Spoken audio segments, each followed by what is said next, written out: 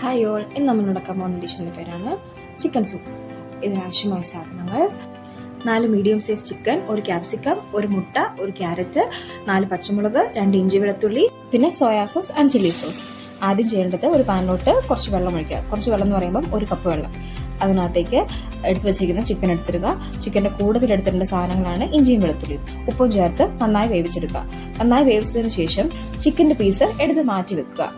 ശേഷം ഈ വെള്ളം വേറൊരു കപ്പിലേക്ക് എടുത്തു വെക്കുക. ഈ വെള്ളം ഉപയോഗിച്ചാണ് നമ്മൾ ഉണ്ടാക്കാൻ പോകുന്നത്. ശേഷം എടുത്തു വെച്ചിരിക്കുന്ന പാനിലേക്ക് കുറച്ച് റിഫൈൻഡ് ഓയിലും, ആ ഓയിൽ ചൂടായി വരുമ്പോൾ അതിലേക്ക് കട്ടി വെച്ചിരിക്കുന്ന ഇഞ്ചിയും വെളുത്തുള്ളിയും ചേർന്ന് മാറ്റുക. നന്നായിട്ട് വറുത്തെടുത്തതിന് ശേഷം അതിലേക്ക് എടുത്തു വെച്ചിരിക്കുന്ന ക്യാപ്സിക്കവും ക്യാരറ്റും അതുപോലെ പച്ചമുളകും, ഈ 3 സാധനങ്ങളെടുത്ത് നന്നായി വഴറ്റിയെടുക്കുക. നല്ല തീയിൽ വേണം ഇത് ചെയ്തെടുക്കാൻ വേണ്ടി, എങ്കിലേ അതിൻ്റെ ഒരു ഫ്രഷ്നെസ് കിട്ടുള്ളൂ. വേണമെങ്കിൽ കുറച്ച് സവാള കൂടി ആഡ് ചെയ്യാവുന്നതാണ് ഈ ഒരു സമയത്ത്. നന്നായി ഇളക്കി ഏകദേശം ഒരു ഹാഫ് കുക്കായി എത്തുമ്പോൾ നമ്മൾ എടുത്തു വെച്ചിരിക്കുന്ന ചിക്കൻ വേവിച്ച് വെള്ളം തിരിച്ചെടുത്തൊഴിക്കുക. അതും നന്നായിട്ട് തിളയ്ക്കാൻ അനുവദിക്കുക. ഏകദേശം 5 മിനിറ്റോളം മൂടി വെച്ച് വേവിക്കുക.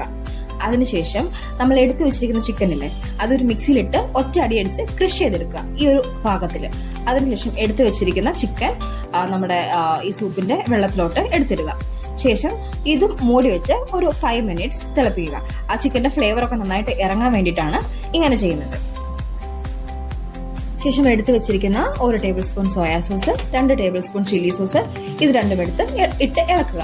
ശേഷം ഫ്ലേവർ ബാലൻസ് ചെയ്യാൻ വേണ്ടിയിട്ട് 1 സ്പൂൺ വിനാഗിരി കൂടി ഇതിലേക്ക് ചേർക്കുക.